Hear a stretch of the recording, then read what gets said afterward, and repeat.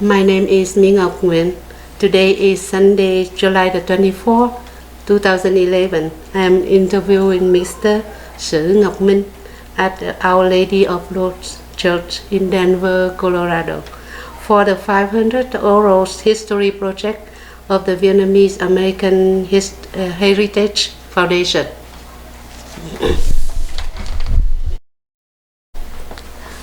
Thưa anh Minh, tôi là Mỹ Ngọc, đại diện cho Hội Bảo tồn Văn hóa và Lịch sử Người Mỹ gốc Việt.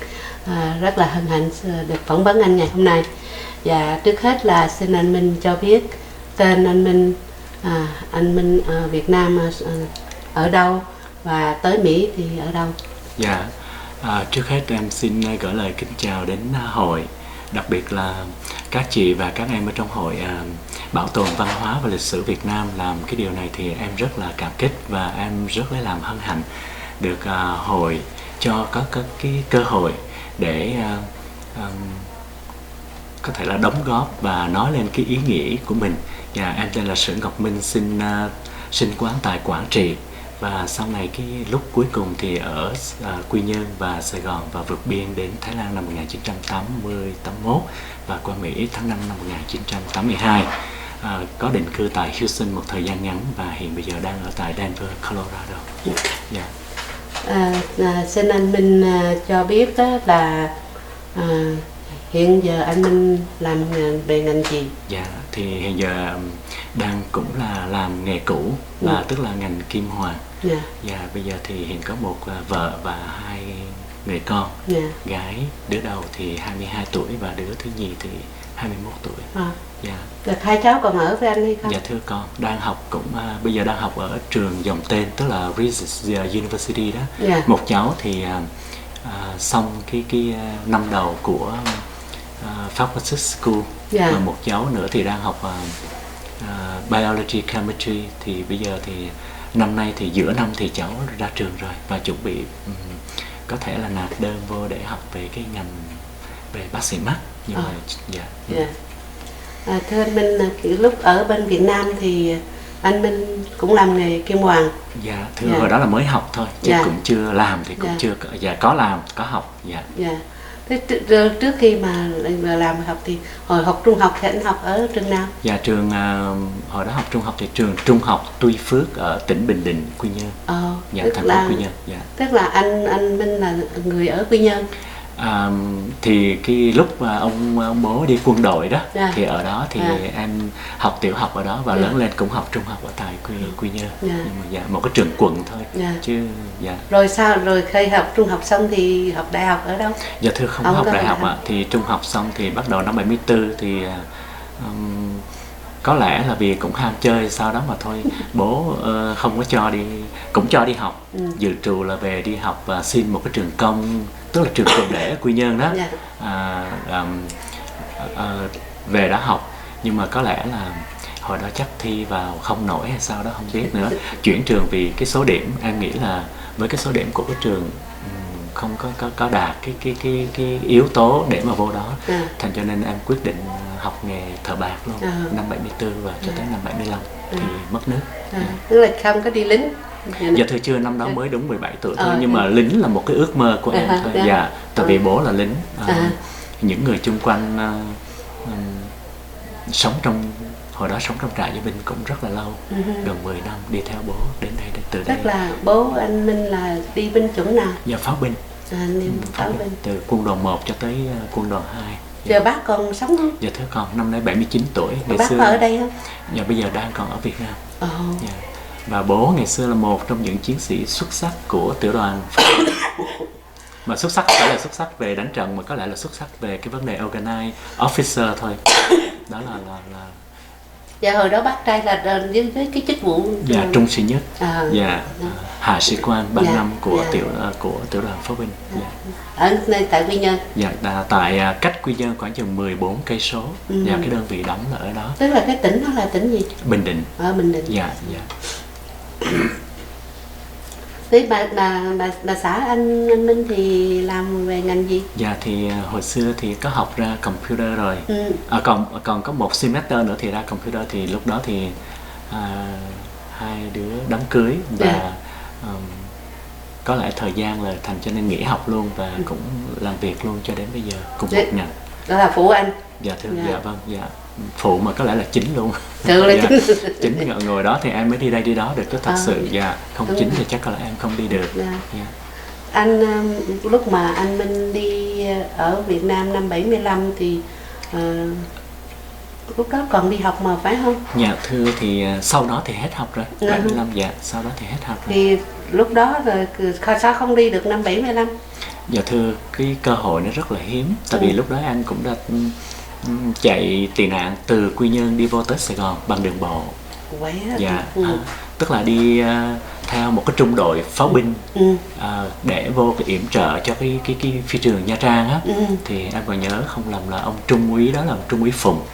Mà lúc em đang ở dưới thành phố Quy Nhơn, đang ở nhà ông chú để học nghề thì ông bố cho ông anh xuống là đưa về gấp để đi tháp tùng mà gửi theo cái trung đội pháo binh để có cái phương tiện đi vô Nha Trang. Em rất tiếc là em được cái may mắn là em đi trước, cho nên những người đi sau này thì kẹt và chết chóc rất là nhiều. Từ bãi biển Quy Nhơn hay là từ lúc mà băng qua cái đèo Cả ở Nha Trang á, thì cũng có rất là nhiều người chết trong cái vụ đó. Mà bố em là những cái người mà đơn vị sau cùng đi vô cái hướng đó và bị giao tranh ở ngay đèo Cả, thì bố em là người kẹt lại và ở lại đó.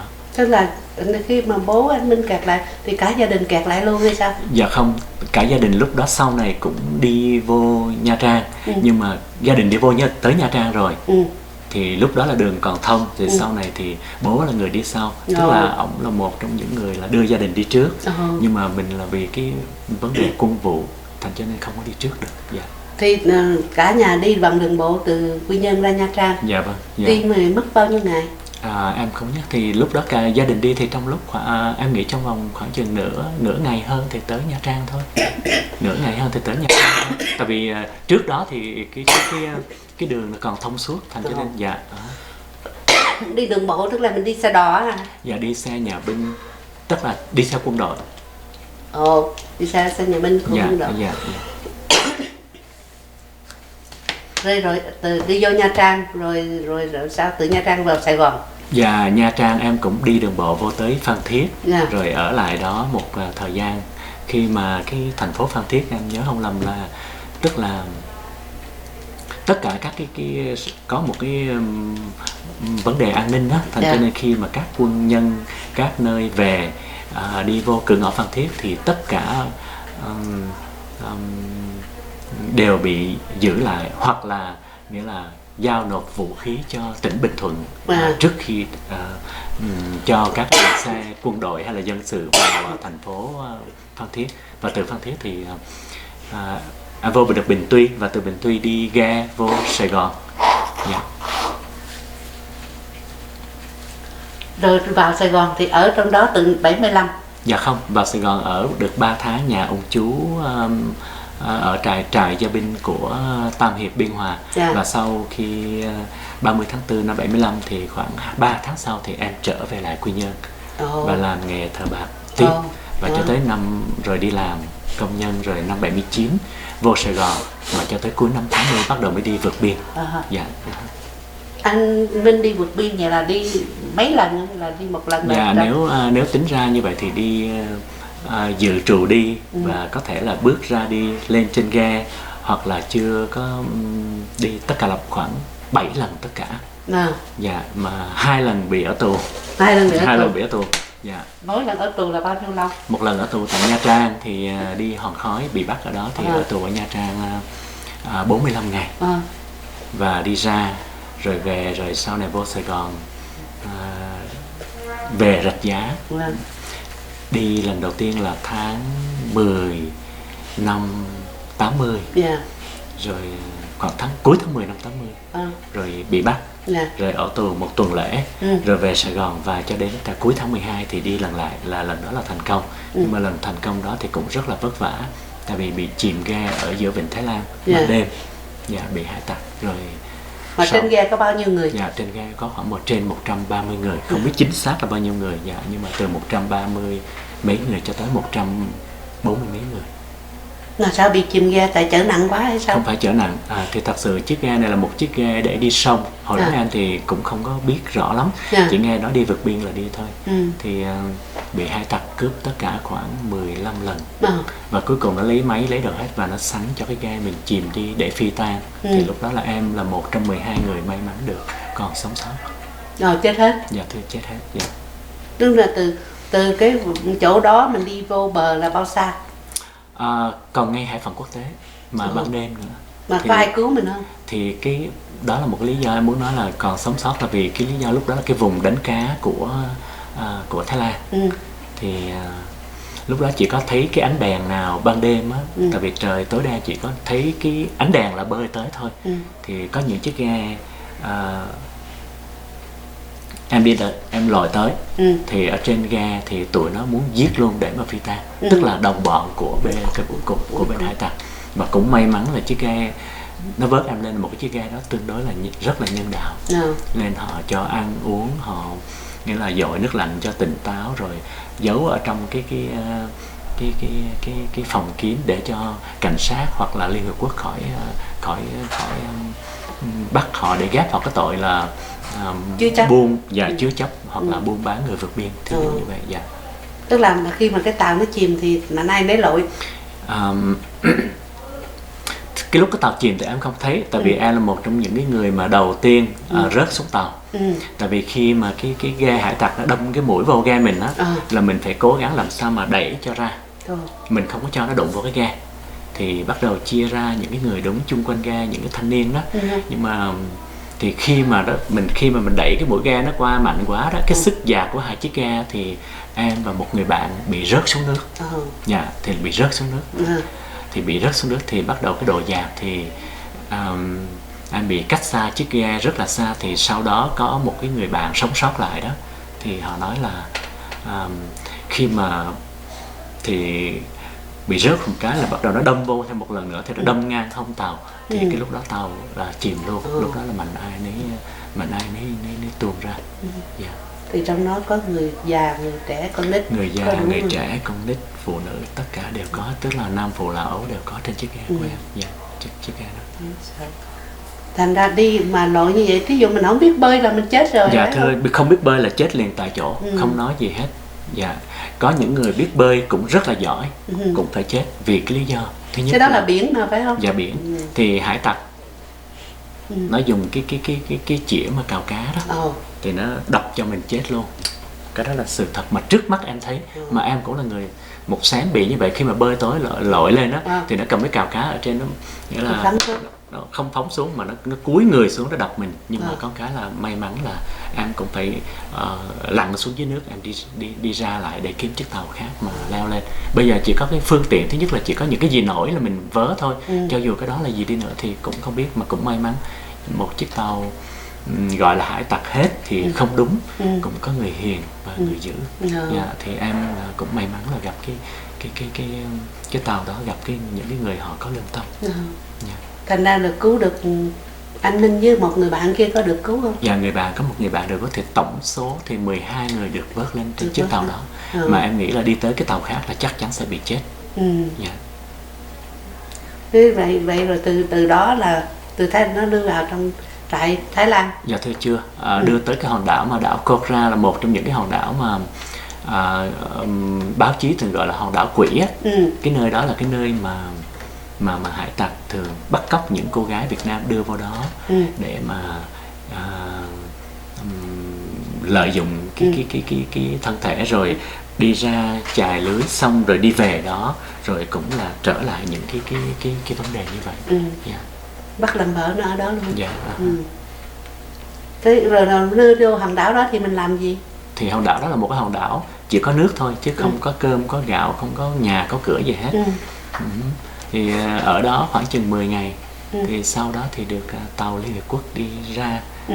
Có lẽ là những trực thăng họ phát hiện là trên đảo có người, thì báo cáo về cho bên trong đất liền, và đất liền cho người ra vớt. Dạ. Thì đem về Thái Lan. Dạ, đem về trại. Dạ, đem về và vô trại. Tức là lúc đó là trại tên là trại gì? Chưa, đến đó là một cái trước khi đến trại chính á, thì đến một cái nơi gọi là cái quận để mà cảnh sát làm cái thủ tục thanh lọc và trước khi đưa và Liên Hợp Quốc tới nhận và đưa về trại Thái Lan, trại Songkhla, là một trong những cái trại chính ở Thái Lan.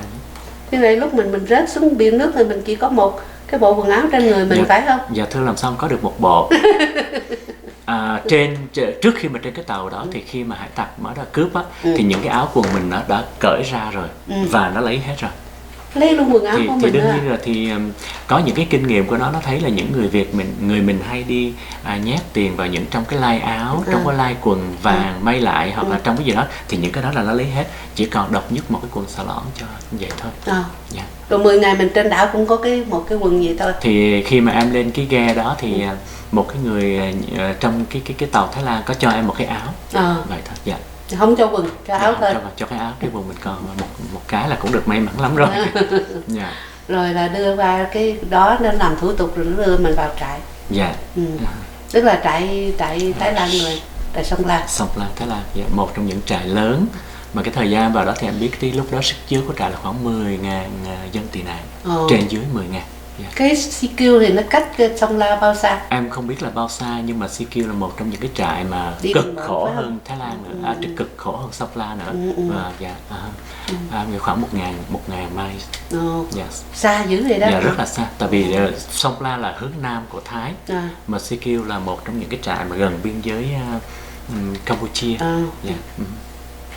Thì rồi anh Minh ở cái trại Thái Lan bao lâu thì được qua Mỹ? Ở Songkhla thì khoảng gần 4 tháng. Rồi được qua Mỹ. Dạ. Nhưng mà qua Mỹ là theo ai, có người nhà đây bảo trợ hay là nhờ hội của một cái hội tư nhân nào bảo trợ? Dạ, nếu mà nói người nhà bảo trợ thì người thì không có bà con mà cũng giống như là người rất là thân.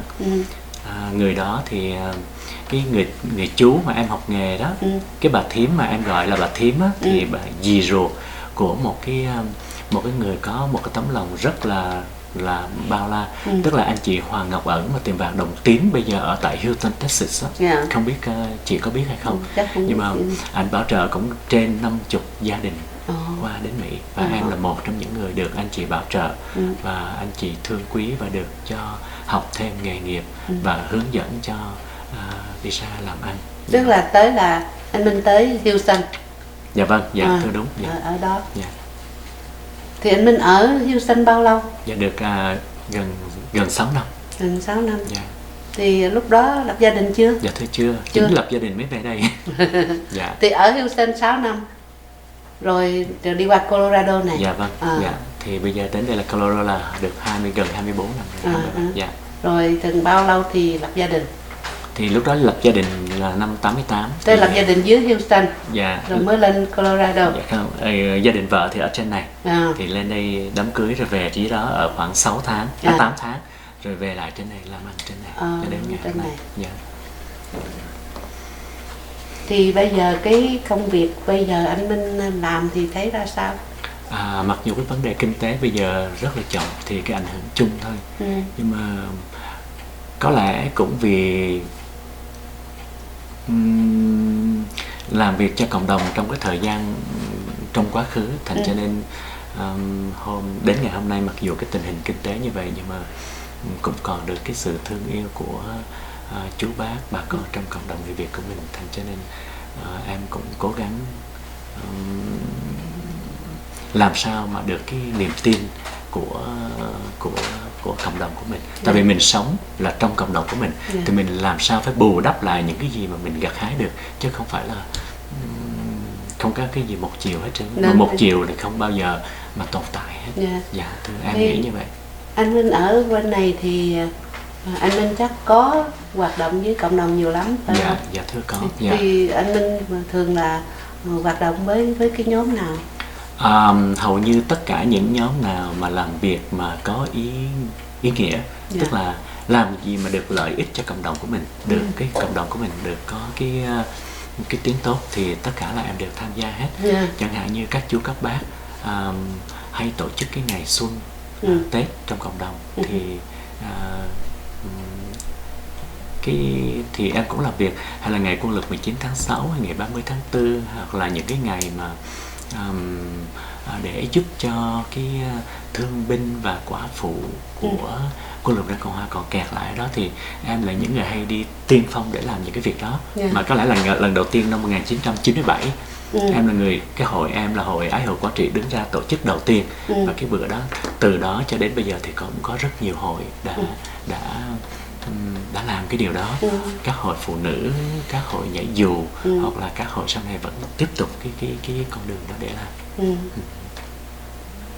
Bây giờ nhưng mà anh Minh làm như vậy thì cái đóng góp của anh Minh nó ra sao? Anh đóng góp tiền bạc hay là anh đóng góp cái thời giờ của anh Minh hay là sao? Thời giờ, tiền bạc và công sức chắc cũng phải có hết. Dạ, nhiều lúc cũng phải làm.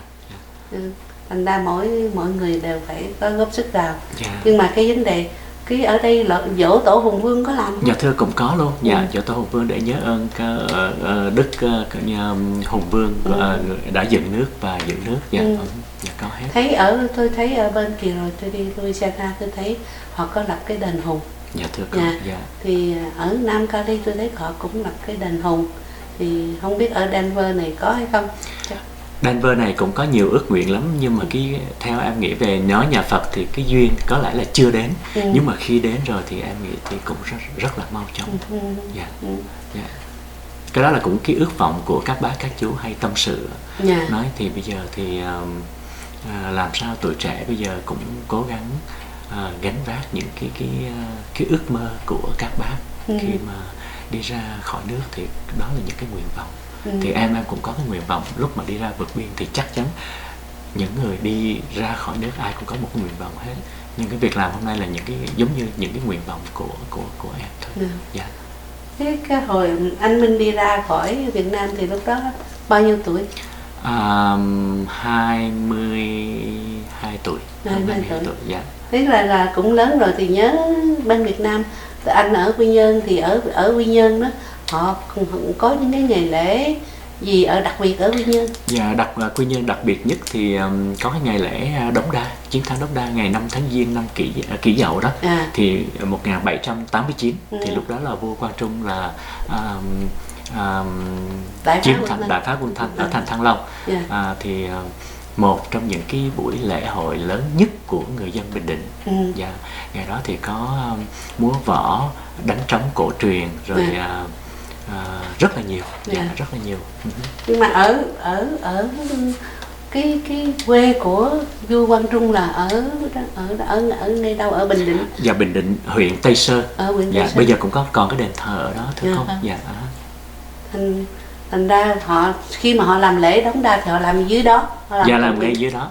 Và bây giờ thì hội Tây Sơn Bình Định ở đây thì em cũng là ở trong hội Tây Sơn Bình Định. Và mỗi năm, hầu như mỗi năm, nhưng mà bây giờ thì mỗi 2 năm, 3 năm thì cũng vẫn tổ chức cái ngày lễ chiến thắng Đống Đa đó để nhớ ơn của một vị vua lỗi lạc của Việt Nam mình. Tới cái đó tôi thấy rất là hay. Nhưng tại vì cái đó mình giữ biết tức là cho con cháu nó tham gia những cái chuyện đó. Là anh hùng dân tộc mà.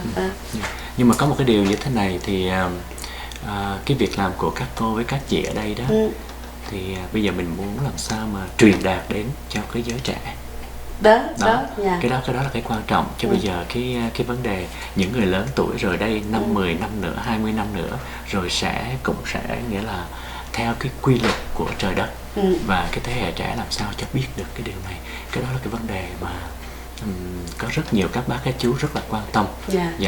Giống như bên bác Đỗ Thái Hòa, Nguyễn Thái Hòa bên hội Tây Sơn Bình Định cũng rất là quan tâm cái điều đó rất nhiều. Và em là một trong những cái nói là trẻ, nhưng bây giờ ngoài 50 rồi thì không có dám trẻ nữa đâu. Thì hồi xưa mấy bác mấy chú cứ nói trẻ là cách đây khoảng 20 năm hơn sinh hoạt. Nhưng mà bây giờ thì em thấy cái điều đó không còn trẻ nữa, để mà nói là chúng tôi còn trẻ hay chúng tôi còn nhỏ, chứ làm cái điều đó, việc làm đó là của mấy bác mấy chú. Em nghĩ cái đó là vấn đề nữa, cái chuyện đó nó không đúng. Và việc làm đó là của tất cả mọi người Việt, mà đặc biệt là người Việt tị nạn. Thì chúng ta phải làm sao để biết được tại sao chúng ta ở đây, và chúng ta phải làm gì để đóng góp cho cái cộng đồng đây, và đóng góp cho cái tiếng nói cho cái quê hương của mình đang còn cái sự nó không có được công bằng trong xã hội. Đúng rồi. Thành ra bây giờ ở đây thì anh Minh cũng đã đóng góp với cộng đồng, làm đủ mọi cái hoạt động. Thì anh Minh thấy có những cái hoạt động nào mình cần phải duy trì, có những cái hoạt động nào mình không có cần phải duy trì, tại vì có những cái mình thấy nên làm nó có ích lợi. Những cái hoạt động, những cái gì mà mình thấy nó có ích lợi về sau, và ngay cả bây giờ cho cộng đồng bây giờ, và về sau cho tương lai cho con cháu, thì mình làm sao mình mình duy trì những cái hoạt động đó. Thì theo em nghĩ thôi, cái riêng cái ý kiến cá nhân của em thì em nghĩ cái vấn đề hoạt động mà để duy trì làm sao cho con cháu mình biết được về sau này á, thì thứ nhất là mình nên chẳng hạn những cái công việc bảo tồn văn hóa giống như các chị với các cô đã làm. Tức là mình có một cái nhà museum giống như người Do Thái, hoặc là giống như những người di dân của hồi xưa đã đến đây. Thì bây giờ thì cái vấn đề đó là em là rất là tán thành. Thứ nhất là tất cả những cái di vật gì của những người tị nạn mình mang đi, từ hình ảnh cho đến những cái sách vở, thì đó và những cái ý nghĩ và những cái tiếng nói nên có một cái viện bảo tàng tại mỗi thành phố. Bây giờ thì cái chuyện mình thực tế mình để vào các trường học, để cho các em nó học nó hiểu, là cái chuyện mình đang làm bây giờ. Thì trong trường học thì em có thể nói em bây giờ đang cố vấn cho cái Denver Public School ở đây. Thành cho nên khi mà có cái gì thì em hay đưa cái tiếng nói đến cho những cái buổi họp ở đây đó, để cho họ biết là chúng ta nên làm gì. Và không biết trong tương lai cái chương trình Việt ngữ của mình được dạy trong cái Denver County hay không thì chưa dám nói, nhưng mà cái xác suất có thể có. Thì cái đó là một trong những cũng không nói là đấu tranh, nhưng mà những cái mình muốn đưa cái tiếng nói của mình lên trên cái hội đồng của hội đồng giáo dục của Denver, giống như California hay là Texas hay là ở mấy vùng khác. Thưa mà mình đã cái chuyện nó đã đưa lên cho hội đồng thành phố chứ? Trong những cái buổi gặp gỡ thì có trao đổi, có muốn nói như vậy, nhưng mà sợ là mình chưa dám mang ra. Thì tại vì cái con số mà người Việt ở đây cũng còn khiêm tốn á. Và còn cái việc mà theo như cô nói lúc nãy đó, cái công việc thực tại của mình, thì bây giờ thì những cái công tác mà em đã đóng góp và tham gia và đã làm, chẳng hạn như làm sao mà tránh những làm sao mà giúp đỡ các cái em mà đang bây giờ bị bán qua bên Thái Lan, Campuchia, hay là những cái vùng mà bên đi cái kiểu mà cưới vợ qua bên Đài Loan chẳng hạn. Cái đó là những cái em đã làm, đó là những cái thiết thực nhất ở những cái nước ngoài mà mình giúp. Và cái thứ hai nữa, cái quan tâm cũng lớn nhất của em là các anh, các chú thương binh của Việt Nam Cộng Hòa mình, họ không còn thời gian bao lâu nữa. Bây giờ cái chuyện đấy mà anh Minh nêu lên cái vấn đề mà các em nó bị bán ra ở các xứ ngoài, thì ở đây thì họ làm ra, họ có cái chương trình gì để làm cái đó hay không? Bây giờ thì có cái chương trình của Hội Phụ Nữ Âu Cơ đang chú tâm vào cái đề mục đó. Thì khi nào mà hội họ muốn làm cái gì để mà giúp cho các em đó ở bên nước ngoài và có người đại diện của hội làm những cái việc đó, thì mình cũng kêu gọi người đồng hương ở đây đóng góp và để giúp trong cái việc đó. Giống như cách đây khoảng chừng 6 năm trước, Linh Mục Hùng từ bên Đài Loan qua đây, thì lúc đó có hội phụ nữ người Việt cộng đồng ở đây đứng ra tổ chức, thì mỗi người một tay, và trong đó cá nhân em cũng giúp cho cái chương trình đó đạt được cái kết quả, để cho Linh Mục giúp những các em mà coi như là bị đối đãi ngược đãi ở bên Đài Loan. Đó là những cái việc làm. Thì ở bên đây mình làm thì là mình chỉ quyên góp tiền. rồi đưa cho cha bên Đài Loan làm. Nhưng mà chỉ có Đài Loan, còn có Đại Hàn. Bây giờ mình chỉ có 2 cái nước đó là họ nhiều nhất. Thì nhưng mà đó, cái mà mình không có cái chuyện mà mình ngăn chặn, mà mình chỉ có cái chuyện là bây giờ nó cứ tiếp tục nó đưa qua, rồi mình cứ làm cho cái nơi để cho mình cứ giúp cho họ, những cái em đó. Thì cái mình bây giờ mình nghĩ cũng có nhiều cái tổ chức cũng đứng lên cũng nói, cũng là nói về cái vấn đề đó. Thì ở đây mình có nghĩ tới cái tổ chức của Âu Cơ của mấy chị làm đó, thì nó đã được tổ chức bao lâu rồi? Hội Âu Cơ thật sự thì mới ra mắt ở đây khoảng chừng 2 tháng hơn thôi. Thì em cũng mong rằng các chị làm được. Bây giờ nói về trở lại cái vấn đề ngăn chặn đó, thì phải trong nội bộ của Việt Nam. Bây giờ cái đó để nó quá lỏng lẻo, và hơn nữa khi mà người dân đói khổ quá thì họ chỉ, và cái vấn đề truyền thông báo chí ở trong nước á, thì không biết được những cái nỗi khổ ở bên ngoài, mà chỉ thấy gia đình kế bên có con đi Đài Loan, được gửi tiền về, được cái nhà nó khang trang hơn, được cái giống như những cái bữa ăn hàng ngày nó được phong phú hơn, thì cứ người này nhìn qua người kia mà không thấy những cái thảm cảnh, nghĩa là tai họa khi mà gửi con cái mình đi qua bên đó, nhất là các em nhỏ rất là trẻ ở vùng quê không biết gì hết, đi ra ngoài thấy một cái sự, nghĩa là lúc đầu thì thấy đó là một cái vinh hoa, mà những cái gì đó thì chỉ là ở một cái lớp son ở bên ngoài thôi, chứ em nghĩ bên trong thì nó không có thực tế. Thì cũng giống như là đó là cái điều này em muốn nói như vậy đó. Thì chỉ có những cái người không có đủ khả năng ở Đài Loan, họ không đủ khả năng lấy vợ ở Đài Loan, thì họ mới đến những cái vùng Việt Nam nghèo, mà để mà nói chung ra không phải lấy vợ nữa, mà để giống như là làm nô lệ. Thì đó là theo như em được biết là như vậy đó. Ngoài ra ở đây thì có mấy các chị làm cái việc đó rồi, nhưng mà mình có làm cái gì có tiếng vang được về Việt Nam không? Cái đó là thì em nghĩ là phải nhờ bên truyền thông báo chí thì hay hơn. Chứ bây giờ cái tiếng vang về Việt Nam thì cái vấn đề ở trong nước, báo chí, truyền thông, nhà nước kiểm soát hết. Thì bây giờ em cũng chỉ mong rằng các đài ở hải ngoại làm sao mà nói được để mà đánh thức được cái người dân trong nước hiểu được cái việc làm đó, và người dân trong nước có cái tiếng nói đối với cái nhà cầm quyền của Việt Nam, để mà ngăn chặn bớt những cái sự nguy hại về tương lai.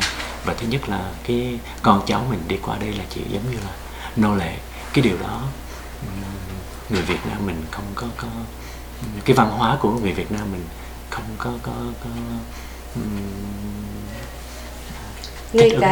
ngay cả bây giờ tôi được biết là cũng có nhiều người Việt Nam về bên kia lấy vợ đem về bên đây. Thì có những cái chuyện mình bây giờ mình mang ra trên đây mình nói ra thì nó cũng không có được hay ho gì, nhưng mà những cái đó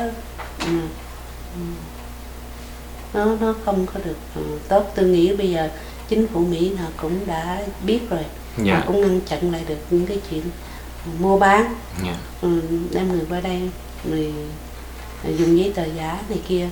Thì cái đó mà thật ra thì mình cộng đồng ở đây mình cũng lên tiếng, tại vì họ cũng đã nói những cái người bị gạt đem qua đây. Thành ra cái đó cũng là một cái vấn đề. Thì không biết ở Denver có hay không, nhưng mà ở các chỗ khác California hay là Texas thì tôi nghĩ là chỗ mà có đông người Việt thì cái chuyện đó nó đã xảy ra rồi. Em nghĩ thì cái đó thì ở đâu cũng có, ít và nhiều thôi, nhưng mà khi mà đề cập tới cái vấn đề đó em nghĩ nó rất cũng là tế nhị. Khi cái gì cũng vậy, khi nghe đó thì thấy nó hay lắm, mà khi thấy rồi mới biết là ô lỡ rồi, nhưng mà đâu có cái cơ hội lỡ lần thứ hai nữa đâu. Đó thì cũng có khá nhiều người may mắn Qua đây được những người cũng rất là đàng hoàng, là lo lắng, nhưng mà cũng rất nhiều người gặp trong cái hoàn cảnh bị bỏ rơi. Mà đa số là cha mẹ bên Việt Nam không biết, cứ nghĩ con đi ra nước ngoài là hãnh diện, con đi ra nước ngoài là được sung sướng hơn, nhưng mà họ không biết đó là một cái giá mà con mình phải trả.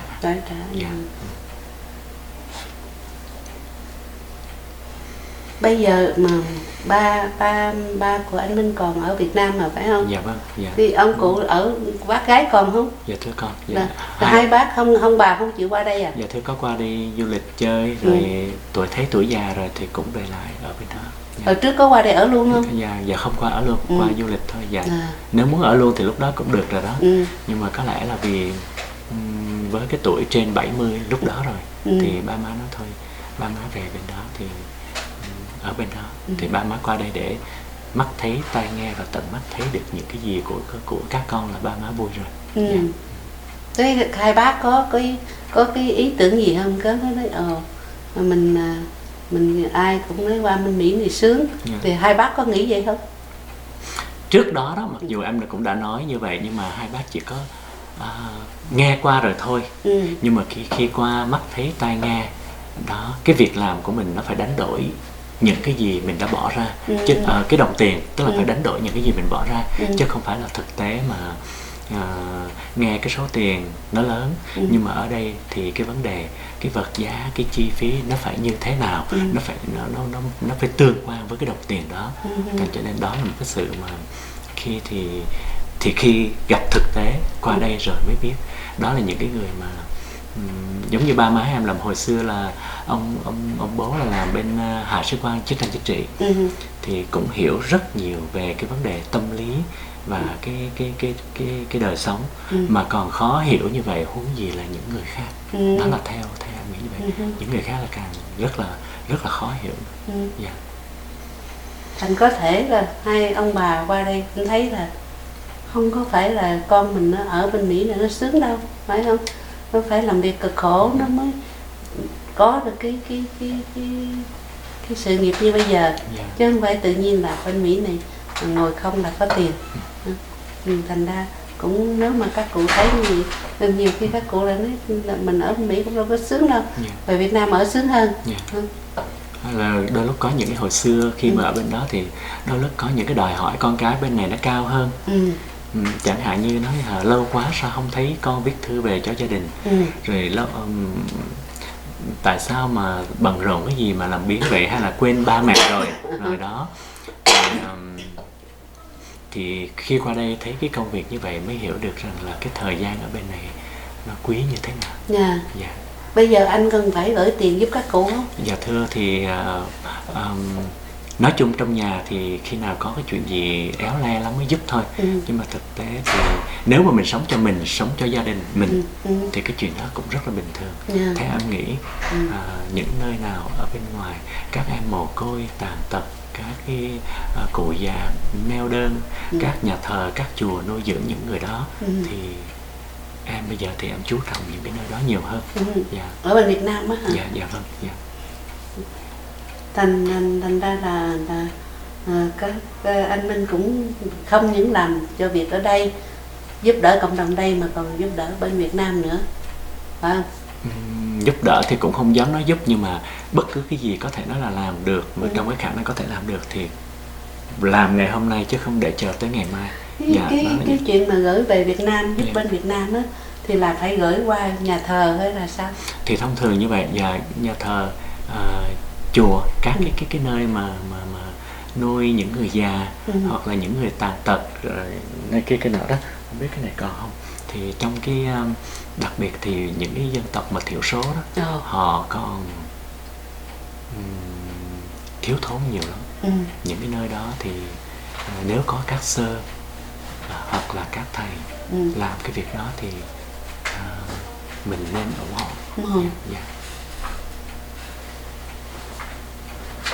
Mà các cháu của anh ở Nó đâu còn ở nhà nữa phải không? Dạ thì bây giờ thì học xa hết rồi mà. Dạ thì học trong tiểu bang này luôn. Học tiểu bang này luôn.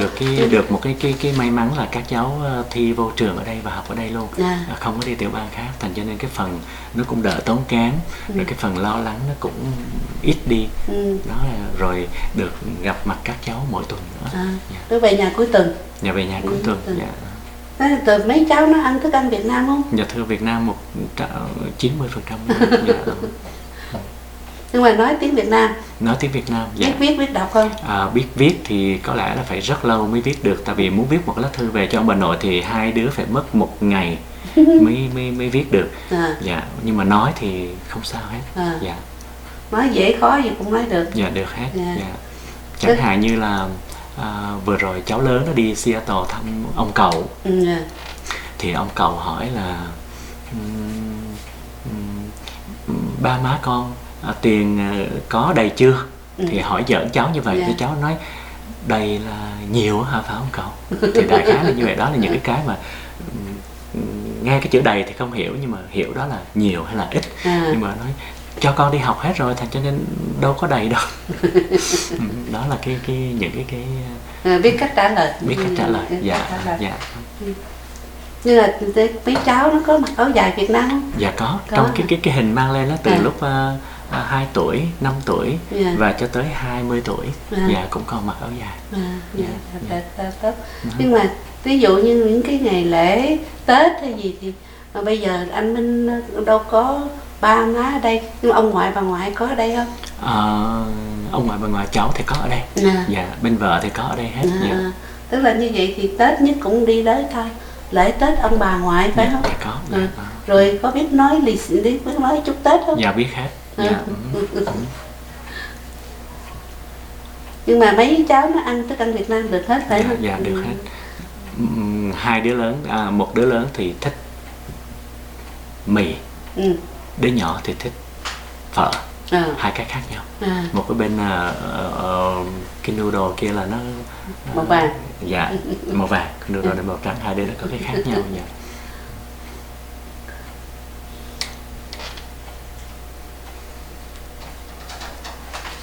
Bây giờ anh Minh thấy làm cái nghề này á hả? Dạ. Thì tới anh có khi nào anh thấy chán không? Cái gì mà làm hoài thì nó cũng chán, nhưng mà cái nghề nghiệp là phải chấp nhận thôi. Dạ. Nhiều lúc cũng mệt mỏi, nhưng mà cũng nhờ được cái sự học hỏi khá chu đáo, cho nên hầu hết những cái công việc đều được thông suốt. Dạ. Nếu anh Minh là thợ bạc thì những cái đồ dùng, những cái món trang sức á, thì mình ngồi mình chế ra đây hay mình nhập cảng từ bên xứ khác đem về? Nếu mà nói chế ra hay là nhập cảng thì hồi xưa đó cái vấn đề import nó rất là khó khăn, mà rất là mất tiền, thành cho nên hồi đó thì mình cái gì mình cũng tự làm. Nhưng mà bây giờ cái vấn đề ngay bây giờ thì mình phải thay đổi. Nhờ là những cái gì, chẳng hạn như bên Hồng Kông họ có những cái món đồ làm rất là xuất sắc, thì mình lấy những cái món đồ tới từ Hồng Kông. Để có những cái đồ của Italy nó đẹp, thì mình mua cái đó về mình bán. Hoặc là mình bây giờ cái công việc chính là bây giờ sửa chữa và giúp làm sao mà cho cái món đồ nó được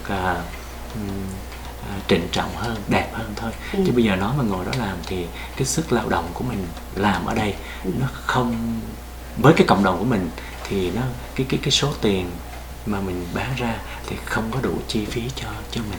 Mà mình nên cái gì mình lấy được thì mình lấy, cái gì nó đòi hỏi cái thời gian ngắn thì mình phải làm. Đó là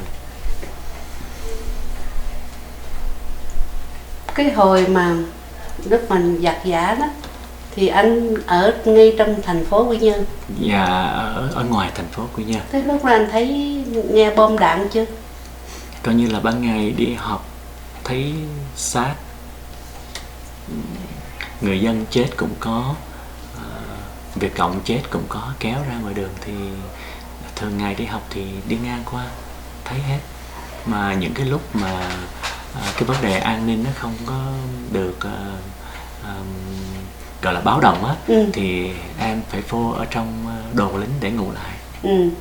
Đó là cái lý do em biết được nhiều về đời lính. Tức là từ tức là lúc đó là anh Minh ở là Bình Định hay là Bình Định phải không? Dạ, từ Bình Định ra Phú Mỹ, Phú Cát thì bao xa? Từ Bình Định ra Phú Mỹ, Phú Cát, nói chung là từ thành phố đi ra Phú Cát thì khoảng chừng em nhớ không có đúng hay không nhưng khoảng chừng 4-50 cây số. Dạ. Thì cũng đi gần độ dạ. 1 tiếng 2 tiếng hồ. Dạ. Nhưng mà hồi xưa như vậy là rất là xa. Bây giờ thì có lẽ là cái vấn đề giao thông càng ngày nó càng làm cho cái rút ngắn lại cái thời gian. Chứ hồi đó cái vấn đề chiến tranh nữa. Nhưng mà cái tuổi nhỏ nữa, ở cái block đường bên này mà cái 2 block đường bên kia là thấy xa rồi. Dạ. Bây giờ về thấy nó ngắn quá. Dạ. Nhưng mà hồi đó là đã thấy. Dạ, đã thấy rồi. Đã thấy rồi. Có những đêm phải đi lên ở trên vòng gác với mấy chú lính luôn. Gác luôn với mấy chú luôn. Dạ. Sử dụng vũ khí luôn. Đấy. Dạ. Năm 15, 16 tuổi. Dạ. Rồi khi mà qua trại tị nạn thì anh Minh làm gì giúp trong trại tị nạn? Dạ, em được một cái may mắn là khi năm 1977 thì cái lúc đó thì ông thầy ở Quy Nhơn đó, ông có dạy về cái lớp bơi lội với thể dục thể thao.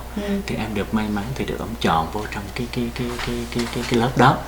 Thì sau một thời gian 1 năm thì học cũng được khá nhiều, thì cũng tương đối ông cũng đưa đi cho thi bơi lội với các quận, với các cái tỉnh khác. Thì nhờ cái căn bản đó mà khi qua trại tị nạn thì em được cái may mắn là có những người anh ở trong hội hải quân đó. Họ làm việc trong trại tị nạn thì em gia nhập và cuối cùng em được pass hết những cái test của mấy ông, tức là nghị lực, quyết tâm và thể lực. Cho nên được chọn, và khi mấy anh đi định cư thì mấy anh chọn em làm cái trưởng ban cấp cứu thủy nạn. Tức là một trong những cái trưởng ban mà có thể nói là khó khăn nhất của trại tị nạn ở thời kỳ đó. Và em đến nhận lãnh cái trưởng ban đó và làm việc cho tới ngày đi định cư. Tức là hãy tàu cái ghe nó tới thì mình phải ra mình làm sao? Dạ, thì biết được một cái ghe nào đến bờ mà còn ở ngoài xa, đốt khói hoặc là nhờ cấp cứu, thì mình ở trong này thì anh em có nhiệm vụ canh gác 24/24, đặt ống dòm ra ngoài khơi. Khi mà thấy vậy thì là mình phải bơi ra và hướng dẫn ghe vô trại tị nạn.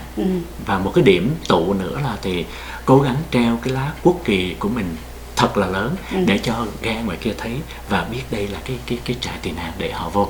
Đó là những cái việc làm của chúng em phải làm mỗi khi có những cái sự việc nó xảy ra như vậy. Cái đó vấn đề là vấn đề chính. Còn cái vấn đề nữa là ở trại tị nạn thì có các mỗi ngày thì bà con đều ra tắm biển. Nhưng mà có nhiều em không biết bơi, đi ra tắm thì cũng dễ bị chết đuối. Thì cái nhiệm vụ đó là nhiệm vụ của cái đội của tụi em phải lo cái việc đó. Khi mà thì trong cái thời gian ở trại tị nạn thì em có được 2 cái kỷ niệm. Một cái kỷ niệm vui và một cái kỷ niệm buồn. Kỷ niệm vui thì chính cá nhân em á, thì lúc đó đang đi bộ ở trên trại á, thì có cái người nói anh Sử Ngọc Minh có người chết đuối. Thì lúc đó thì em và một người bạn nữa chạy thẳng xuống dưới biển và vớt một cái em bé trai đó lên. Em bé trai đó thì khoảng chừng 9-10 tuổi, em không có nhớ. Đi với một người chị ruột là 12-13 tuổi. Đó thì khi vớt lên chạy lên bờ thì xốc người lên, thì lúc đó là nước uống qua đầy bụng rồi. Bắt đầu khi mà trào ra đó thì cô chị đó cô mới khóc. Cô nói chú ơi con mừng quá, em con nó sống rồi. Thì cô đó mới giống như mà lạy á. Thì lúc đó em cảm thấy rất là xúc động. Không biết bây giờ cái bé trai với bé gái đó bây giờ ở đâu. Nhưng mà đó là cái kỷ niệm vui khi sống được người ta. Sống. Và một cái kỷ niệm nữa thì buồn.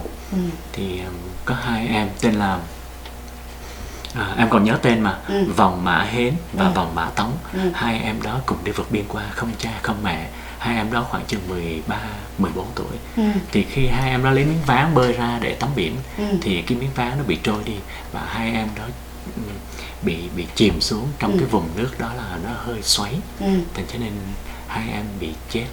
và lúc đó cha Joe Ducklins là một trong người cha thường trực ở trại đó.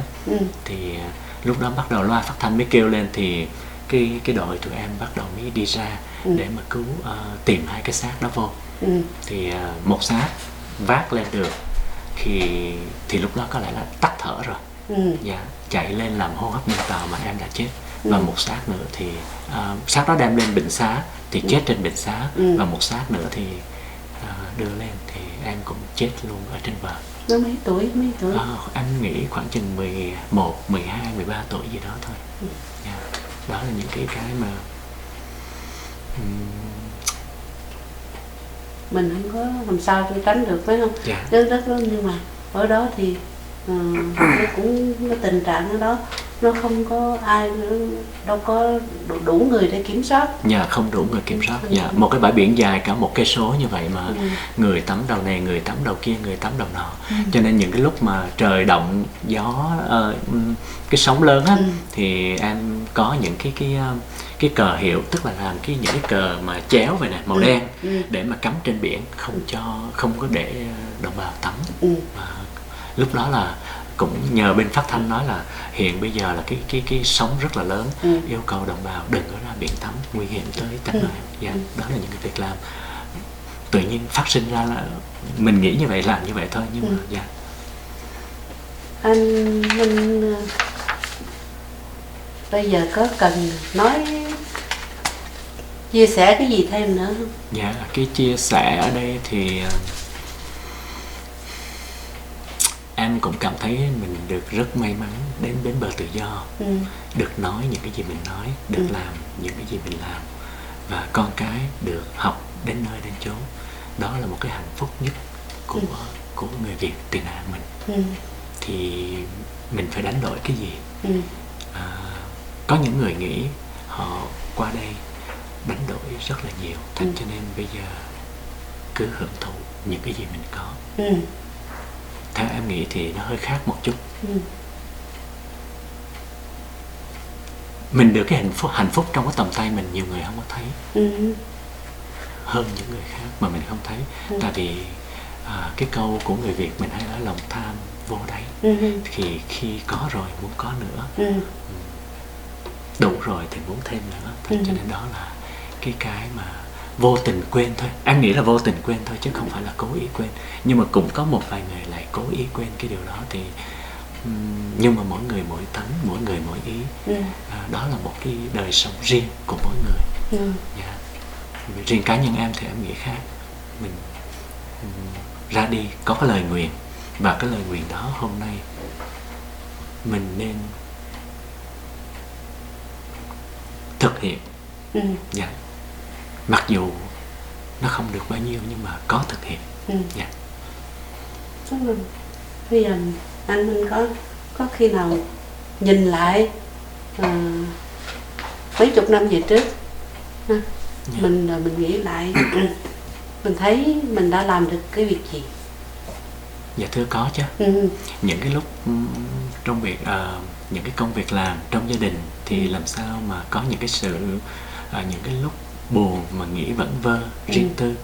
Đó, thì những cái đêm tâm sự với bạn bè, hoặc những cái đêm một mình thanh vắng á, thì cứ nghĩ lại, giá như cái chuyến đi hồi xưa mà chết rồi thì chắc chắn không có một gia đình như hôm nay. Thì em cũng thường chia sẻ với các con á, nếu ba chết thì chắc chắn ngày hôm nay không có con. Cái điều đó là một cái điều con phải nghĩ. Điều đó là rất là thực tế và rất là rõ ràng. Các con có mặt ngày hôm nay là nhờ một cái sự may mắn và huyền nhiệm ba còn sống. Để hôm nay có các con thì các con phải làm một cái điều gì đó để xứng đáng. Mà em cũng rất là hãnh diện và cảm thấy rất là vui mừng. Các con nó học ở trong một cái trường kỷ luật rất là khó. Là không biết chị Mỹ Ngọc có biết cái trường Columbine High School? Nó xảy ra cái vụ mà biết. Hai cháu học trong đó. Cái cháu đầu tiên là top 10 trong vòng 3 năm của high school. Và cái cháu thứ hai cũng vậy luôn. Mà ở trong đó là tham gia những cái công việc xã hội của trường, được tuyển để mà đi đến làm chung với các cái vấn đề công tác chung của các trường khác, để đi ra ngoài.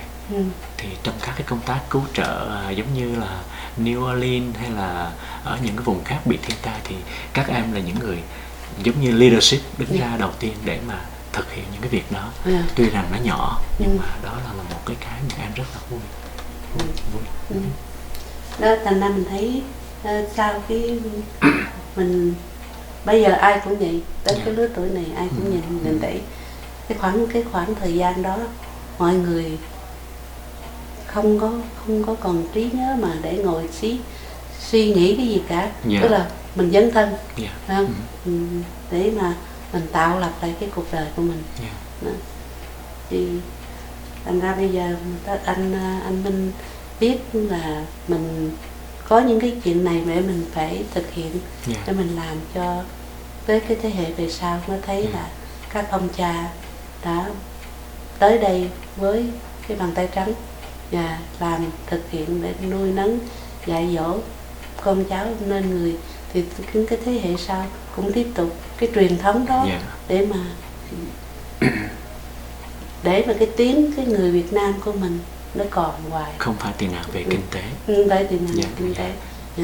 Tức là mình đến đây vì tự do, mình làm việc mình xây đắp cái gia đình mà cả xây đắp cái cộng đồng của mình nữa, để cho nó đúng ra cái nghĩa của nó. Thì xin đây thì em cũng xin chị Mỹ Ngọc cho em nói thêm là hai cháu thì có liên quan tới Đức Ông Quang của nhà thờ mình ở đây. Thì những cái ngày đó Đức ông còn đi học ở trong trước khi thụ phong lên mục, thì Đức ông ghé tiệm em chơi hầu như là mỗi tuần. Thì Đức ông cũng đã đến cho cháu bú sữa khi mà còn nằm ở trong nôi. Thì cũng thay áo quần những cái lúc mà em bận. Đó là cái tình thân của Đức ông ở đây. Thì hôm nay cái chuyện thì có trước và có sau, có liên quan thì luôn tiền ở đây, thì em cũng nhân cái cơ hội này rất là cảm phục về cái tinh thần của Đức Ông Quang ở đây.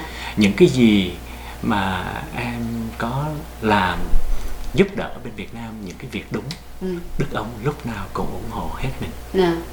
Nói ra là Đức ông chia sẻ liền. Có một lần một cái trường ở ngoài tỉnh Đông Hà, ở ngoài tỉnh Quảng Trị, các sơ dòng mến thánh giá ở Huế muốn mở một cái lớp học cho các em mù, dân tộc thiểu số mù.